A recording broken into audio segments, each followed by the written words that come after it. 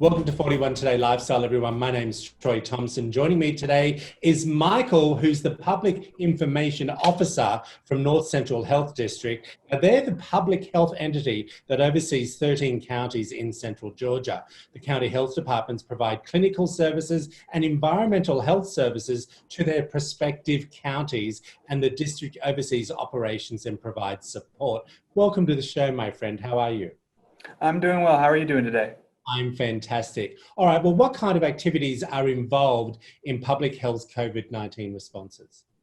So our COVID-19 response is basically all-encompassing. We do testing, we do case investigation, contact tracing.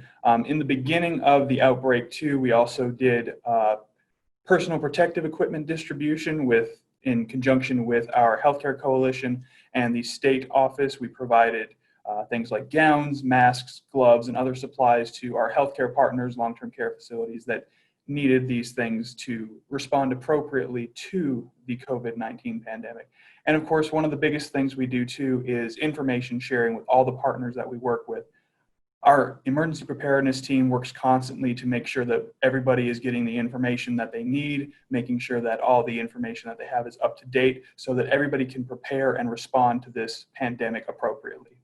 Michael, what do people need to do to get COVID-19 testing through public health? It's something that everyone needs to understand, and especially here. So within our district, the only thing that you need to do to get testing through any of our 13 testing sites for COVID-19 is call our referral line, which is 1-844-987-0099. You'll be asked a couple questions about your personal information just so we can log you into our record system, and then you'll be scheduled for the most appropriate time for testing at your local location. Well, Michael, what are some of the ways people can protect themselves and others from the actual virus? Let's just go through those again. So the virus is a respiratory illness. It spreads mainly through droplets that are produced when people sneeze or cough.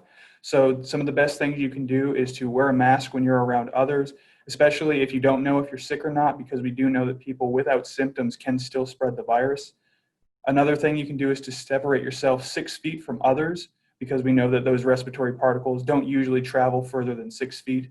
And of course, washing your hands regularly with warm soap and water, making sure that you're disinfecting surfaces. But one of the most important things, especially right now, is that if you're feeling sick, if you think that you're sick at all, stay home. Don't go to work, don't go to school. If you're ill, stay home.